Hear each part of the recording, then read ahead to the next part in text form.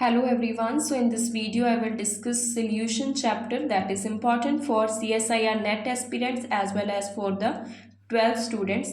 So first of all, what is solution? That is formed by solute and solvent. And as we know that solute is that component of solution which is present in the lesser amount. And solvent is that component of solution which is always present in the more amount. For example, if we are taking NaCl in water, so NaCl, that is your solute and solvent is the water. If I decide that how many components are there in the solution, then it can be classified into its types. First is binary solution. अगर आपके पास binary है means दो components आप ले रहे हो, NaCl water में डाल रहे हो, तो सिर्फ उसके अंदर NaCl जो होगा वो solute होगा और water जो है वो solvent होगा. अगर 3 कंपोनेंट्स है तो वो टर्नरी सोल्यूशन मिलेगा, अगर 4 कंपोनेंट्स है तो वो हमारे पास क्वाटरनरी सोल्यूशन मिलेगा. इसी तरह से अगर हम सॉल्वेंट की बात करते हैं तो एक्वस सोल्यूशन होता है और एक नॉन एक्वस सोल्यूशन होता है. एक्वस में अगर आप करोगे तो जिसमें हमारे पास सिर्फ water as a solvent present है, बट अगर अदर देन वाटर कोई और सॉल्वेंट आ जाएगा तो उस टाइम पे वो नॉन एक्वस सोल्यूशन हो जाएगा. अभी इसके जो इम्पोर्टेंट टॉपिक्स हैं उसके बेसिस पे है कि हमारे पास जो कॉन्सेंट्रेशन डिटरमाइन करने के मेथड्स हैं. फर्स्ट आ जाता है मास परसेंटेज. अगर हमारा मास परसेंटेज मेथड है तो उसमें हम कोई भी जो भी सोल्यूट ले रहे हैं हम उसका मास लेते हैं, total mass of first component upon total mass of the solution. तो जो यहाँ पे मैं लूँगी total mass of component means one component का आपने टोटल मास लेना है और over total mass of the solution into 100 करना है. इसको आप W/W से रिप्रेजेंट करते हो. फिर आता है कि वॉल्यूम परसेंटेज. अगर मैंने सोल्यूशन वॉल्यूम में बनाना है, वॉल्यूमेट्रिक बनाना है, तो मुझे उस कंपोनेंट का वॉल्यूम पता होना चाहिए और साथ में टोटल वॉल्यूम सोल्यूशन का इंटू 100. अगर सपोज आप मास बाय वॉल्यूम से बनाना चाहते हो तो उस टाइम पे मास ऑफ वन कंपोनेंट और total volume of the solution into 100 करोगी. जैसे लैब में हम सोल्यूशन बनाते हैं तो मोस्टली क्या होता है कि 10% सोल्यूशन बना लो, 20% सोल्यूशन बना लो. तो वो कैसे बनाना होता है मीन्स आप 10% अगर आपको बोला गया तो 10 ग्राम आप NaCl ले रहे हो, किस में डिजोल्व कर रहे हो, 100 ml ऑफ द वाटर में डिजोल्व कर रहे हो, तभी आपका सोल्यूशन जो होगा वो मास बाय वॉल्यूम परसेंटेज में बनेगा. तो उस टाइम पे ये हो जाएगा mass by volume percentage solution. अभी ऐसे ही और मेथड्स हैं. जैसे हमारे पास है कि कोई ऐसी एग्जांपल मैंने कंसीडर की है कि 11 ग्राम ऑक्सैलिक एसिड मैंने डिसॉल्व कर दिया 500 ml सॉल्यूशन में. तो बताइए मास परसेंटेज क्या हुई. तो हमें पता है कि डेंसिटी मास ओवर वॉल्यूम है. तो हमारे पास 11 ग्राम ऑक्सैलिक एसिड 500 ml सॉल्यूशन में है, वॉल्यूम आपको गिवन है, डेंसिटी गिवन है, आप मास निकाल सकते हो. तो यहाँ से आपके पास मास आ जाएगा, मास ऑफ द सॉल्यूशन मिल जाएगा. फिर मास परसेंटेज क्या हो जाएगा, mass of first component over total mass of the solution into 100. तो ऐसे में हमारी कैलकुलेशन बहुत ही ईजिली होगी. अभी जो क्वेश्चंस है वो है कि मोलैरिटी, नॉर्मेलिटी, ये क्या है. तो फर्स्ट हमारे पास है मोलैरिटी. मोलैरिटी मीन्स कितने नंबर ऑफ मोल्स सोल्यूट के डिसॉल्व होंगे पर लीटर ऑफ द सॉल्यूशन. कितने मोल्स डिसॉल्व होंगे वो हमने लेने हैं as a number of moles over volume of the solution in the liter into if you are taking in milliliter it should be multiplied by the 1000.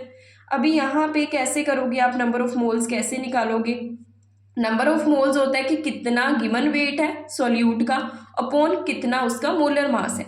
तो given weight अगर suppose कर लीजिए कि WB गिवन वेट है, क्योंकि B हम as a solute मानते हैं, WB हो गया और उसका मोलिकुलर वेट हो गया MB.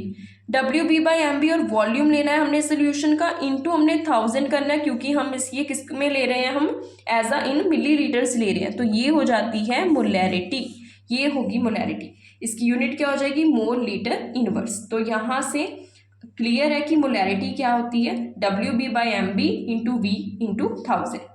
जैसे एक एग्जांपल ली हुई है, calculate the molarity of solution obtained by mixing 4 gram NaOH in 50 ml of solution. तो यहाँ पे आपको 4 ग्राम जो अमाउंट है सोल्यूट की दी हुई है, तो WB आपको दिया हुआ है, NaOH का आप मोलर मास निकाल सकते हो. तो यहाँ पे मैंने मोलर मास निकाला हुआ है कि 23 sodium plus 16 plus 1 is equal to 40 gram. यहाँ से हमारे नंबर ऑफ मोल्स मिल जाएंगे और वॉल्यूम आपको ऑलरेडी 50 ml दी है, इंटू 1000 करके मोलैरिटी कैलकुलेट होगी. अभी जो इस चैप्टर में नेक्स्ट टॉपिक आएगा उसमें बात करते हैं कि कैसे हेनरीज लॉ, क्या सॉल्युबिलिटी है सॉल्यूशंस की, कितनी ज़्यादा सॉल्युबिलिटी की डिपेंडेंस है. So that is the major part as for most of the important topic.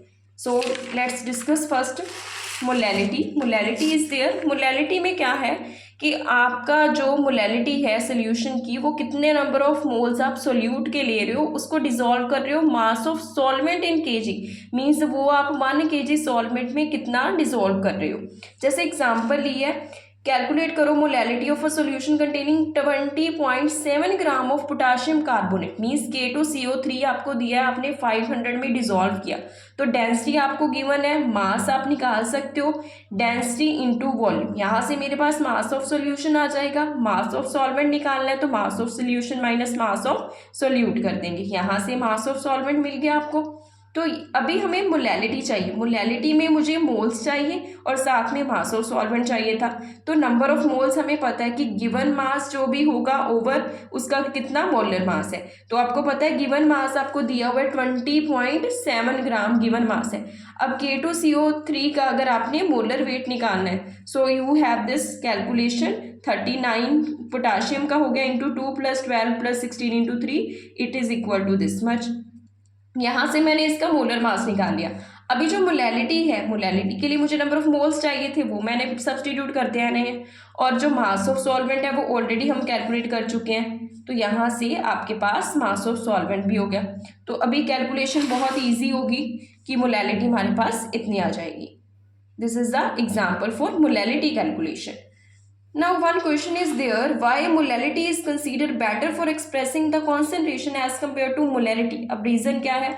अगर आपको पूछा जाता है कि मोलैलिटी बेटर है या फिर मोलैरिटी बेटर है, तो आंसर है कि मोलैलिटी इज बेटर. वाई? क्योंकि जो मोलैरिटी है वो डिपेंड कर जाती है टेम्परेचर पे, क्योंकि मोलैरिटी में हमारे पास वॉल्यूम होता है, तो इसीलिए वो चेंज करता है विद द टेम्परेचर. इसी कारण से जो हमारा सॉल्यूशन है, क्योंकि वो चेंज हो रही है उसकी कॉन्सेंट्रेशन, तो जो मोलैलिटी है उस केस में तो हम सिर्फ मासेस कंसीडर करते हैं, कोई भी वॉल्यूमेट्रिक फैक्टर है ही नहीं हमारे पास, तो दैट मीन्स उसमें कोई चेंजेस आएंगी ही नहीं. तो वो वाला सोल्यूशन जो आप कॉन्सेंट्रेशन मेथड बेटर कंसीडर करते हो वो मोलैलिटी है एज कम्पेयर टू मोलैरिटी. अभी नेक्स्ट मेथड पे चलते हैं, नॉर्मेलिटी पे. नॉर्मेलिटी क्या है? नॉर्मेलिटी ऑफ द सोल्यूशन, कितने नंबर ऑफ ग्राम इक्विवेलेंट्स आप डिसॉल्व कर रहे हो पर लीटर ऑफ द सोल्यूशन. तो एक्चुअली इसी में एक कॉन्सेप्ट आपका क्लियर होना चाहिए कि अगर आपने नॉर्मेलिटी कैलकुलेट करनी है तब हमारे पास नंबर ऑफ ग्राम इक्विवेलेंट्स होने चाहिए. अब नंबर ऑफ ग्राम इक्विवेलेंट्स जो होंगे वो कैसे निकाले जाएंगे? Like molarity, normality also changes with the temperature, क्योंकि यहाँ पे वॉल्यूम फैक्टर आ रहा है तो दैट मीन्स ये भी चेंज होगा. अभी एसिड्स की बात करते हैं तो नॉर्मेलिटी को आप सिंपली मोलैरिटी इंटू बेसिसिटी जान सकते हो. कितनी होती है बेसिसिटी की, मीन्स कितने H पॉजिटिव आयंस वो देगा. एग्जाम्पल है सल्फ्यूरिक एसिड, तो इसके अंदर आपको 2 H पॉजिटिव मिल रहे हैं, तो इसकी बेसिसिटी होगी 2. अभी नॉर्मेलिटी क्या होती है? Molarity into basicity. अगर बेसिस की बात करते हैं तो बेसिस का उल्टा होता है, बेसिस की उनकी एसिडिटी होती है. तो मीन्स यहाँ पे अगर मेरे पास कोई भी बेस है NaOH है, तो अगर 1OH है मीन्स उसकी एसिडिटी 1 होगी, अगर 2OH है तो उसकी एसिडिटी 2 होगी. तो बहुत इजीली कैलकुलेशन रहती है नॉर्मेलिटी की.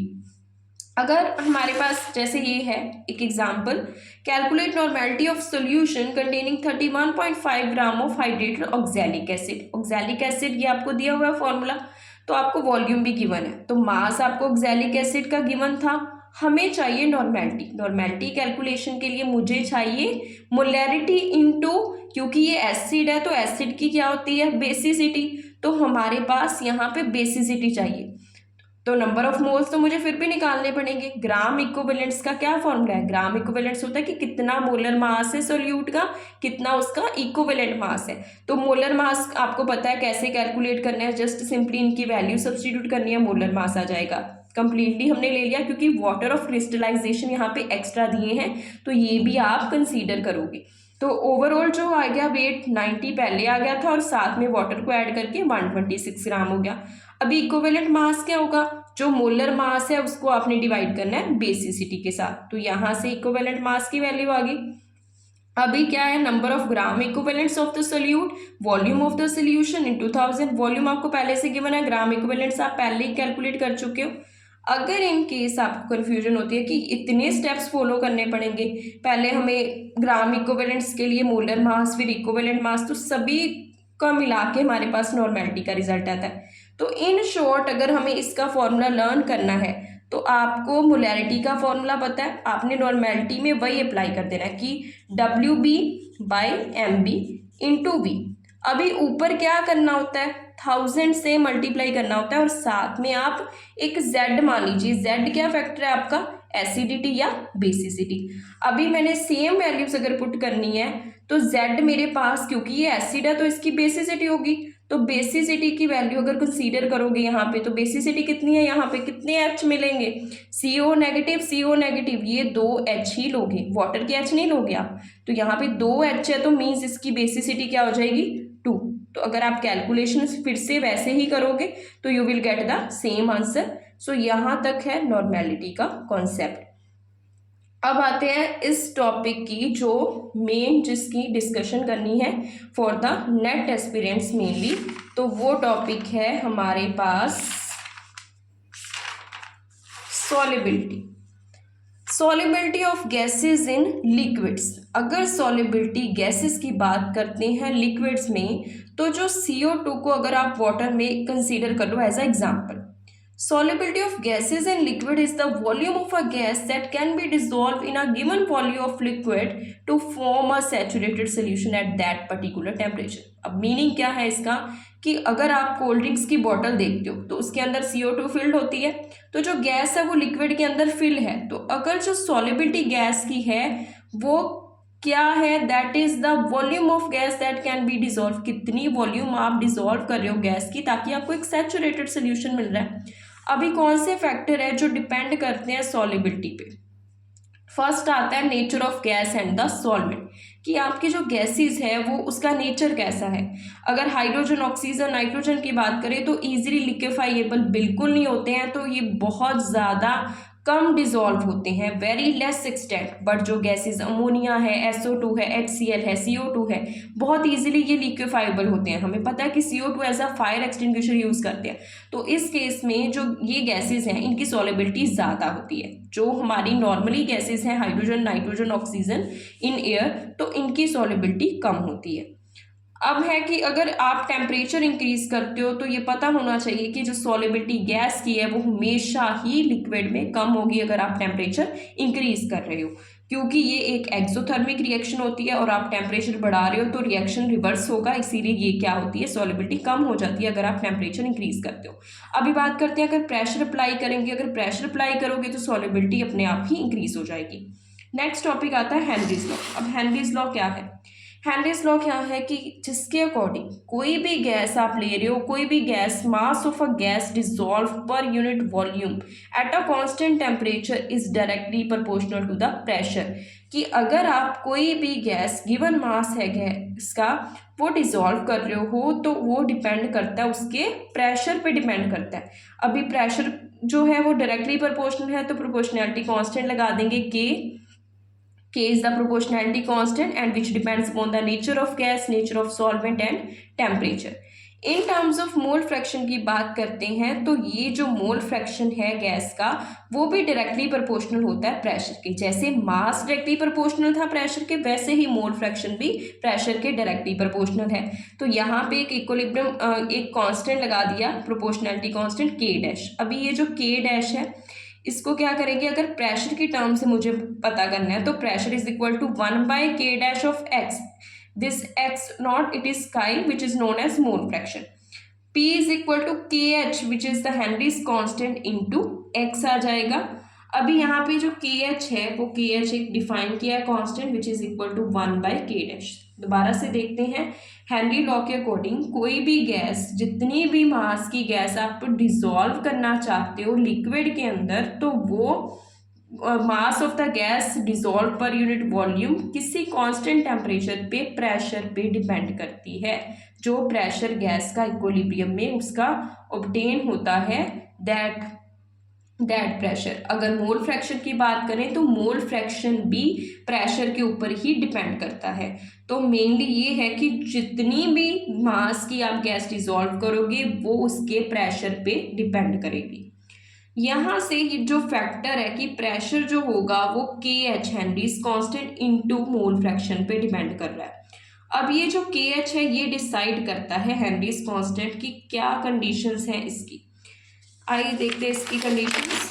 तो लेट्स सी फैक्टर्स अफेक्टिंग के एच। जो के एच है वो डिपेंड करता है कि आपकी गैस का नेचर कैसा है, क्योंकि हमें पता है कुछ गैसेस लिक्विफाइबल हैं कुछ नहीं है। हायर द वैल्यू ऑफ के H lower is the solubility. जितना ज़्यादा के एच होगा उतनी ज़्यादा सॉलिबिलिटी कम होगी। हेनरीज कांस्टेंट जितना ज़्यादा होगा उतनी सॉलिबिलिटी कम होगी। हेनरी कांस्टेंट बढ़ जाता है टेम्परेचर के साथ, क्योंकि हमें पता है कि सॉलिबिलिटी को ये दूसरा ऑपोजिट इफेक्ट कर रहा है। यहाँ से हमें दिख रहा है कि जो मोल फ्रैक्शन है और हेनरीज कांस्टेंट है उनका रिलेशन आप देख सकते हो कि वो आपस में के एच और मोल फ्रैक्शन इनवर्सली में आ रहे हैं, तो इसीलिए सॉलिबिलिटी कम होती है अगर हेनरी कांस्टेंट बढ़ता है। नेक्स्ट बात करते हैं कौन सी ऐसी इंपॉर्टेंट एप्लीकेशन है हेनरीज लॉ की। तो फर्स्ट आता है कि जो भी एरिएटेड ड्रिंक्स होती हैं उनके अंदर सॉलिबिलिटी को इंक्रीज करने के लिए ये बहुत एप्लीकेबल है। In production of aerated drinks to increase the solubility of CO2 in soft drinks the bottles are sealed under high pressure. तो हमेशा ही जो कोल्ड ड्रिंक्स की बॉटल्स होती हैं वो हाई प्रेशर पे सील की जाती हैं। तो उसमें ये बहुत हेनरीज लॉ की एप्लीकेशन है कि pressure mass of the given amount of gas is proportional to the pressure, तो it is sealed at the high pressure. In functioning of lungs to minimise the painful effects of deep sea divers. जो deep sea में जाते हैं diverse होते हैं, तो जब वो ड्यूरिंग डीकम्प्रेशन उनकी जो ऑक्सीजन होती है वो डाइल्यूट करी जाती है लेस सॉल्युबल हीलियम गैस से, ताकि वो एज अ जो ऑक्सीजन सिलेंडर यूज करते हैं तो उसमें भी मिक्सचर ऑफ गैसेस होता है, सो दैट की जो लंग्स की फंक्शनिंग है वो प्रॉपरली हो। फिर एट हाई ऑल्टीट्यूड्स में बात करते हैं तो जो पार्शियल प्रेशर है ऑक्सीजन का, हमें पता है जैसे जैसे हम माउंटेन्स पे जाते हैं तो ऑक्सीजन का लेवल कम होता जाता है। तो जैसे ही लो कॉन्सेंट्रेशन होगी ऑक्सीजन की ब्लड में तो पर्सन को एनोक्सिया की प्रॉब्लम आएगी, उसको फीलिंग आएगी कि वो वीक फील करेगा या फिर unable to think clearly. That person carry oxygen cylinder. So जितने भी डीप सी डाइविंग वाले हैं, स्कूबा डाइवर्स हैं, वो भी डिपेंड करते हैं ऑक्सीजन सिलेंडर्स पे, जिसमें कि मिक्सचर होता है हीलियम का 11.7% and nitrogen 56.2% and 32.1% of oxygen.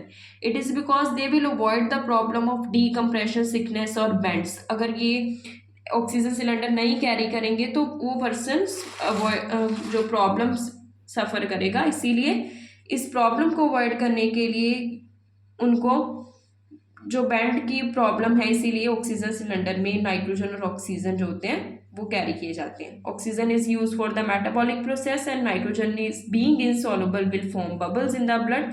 तो वो इसी रीजन से वो पर्सन जो है वो बैंड की प्रॉब्लम कॉज होती है उसको। अब बात करते हैं इसके ऊपर न्यूमेरिकल कैसा आता है। अगर नाइट्रोजन को बबल किया है हमने वाटर में, ये टेम्परेचर दिया हुआ है, how many moles of nitrogen dissolve in litre of the water. तो जो आपको गिवन वैल्यूज है उसके अकॉर्डिंग हेनरीज कांस्टेंट गिवन था। प्रेशर और मोल फ्रैक्शन के साथ हेनरीज का क्या रिलेशन है कि pressure is equal to Henry's constant K H into mole fraction. Mole fraction हम निकाल सकते हैं क्योंकि प्रेशर और के एच की वैल्यू दी हुई है। अभी मोल फ्रैक्शन क्या होता है, मोल फ्रैक्शन है कितने नंबर ऑफ मोल्स होंगे एक कंपोनेंट के over number of moles of the solution. तो number of moles of the nitrogen by number of moles of nitrogen plus number of moles of water. अभी number of moles तो हमें पता ही है, given mass by molar mass है। तो given mass आपको क्या दिया हुआ है, 1000 दिया हुआ है अपॉन 18। जो वाटर है वो 1000 उसका गिवन मास हो गया और ये था उसका 18 मोलर मास हो गया। यहाँ से आपको मोल फ्रैक्शन मिल जाएगी, मोल फ्रैक्शन n प्लस ये हो गया, तो ये वैल्यू आ जाएगी। This is the value for n, that is the number of moles. यहाँ से n वैल्यू आ गई। जो नीचे वाला n है उसको हमने निग्लेक्ट कर दिया क्योंकि वो वैल्यू 55.5 से काफ़ी कम है, तो हम सिंपली ये वैल्यू सब्सटीट्यूट करके नंबर ऑफ मोल्स निकाल रहे हैं। जो हमारे पास इतने आ जाएंगे। यहाँ से number of moles of nitrogen मिल गए हमारे पास 7.16 into 10⁻⁴ mole. This is all about up to Henry's law. Rest of the video I will make. Thank you.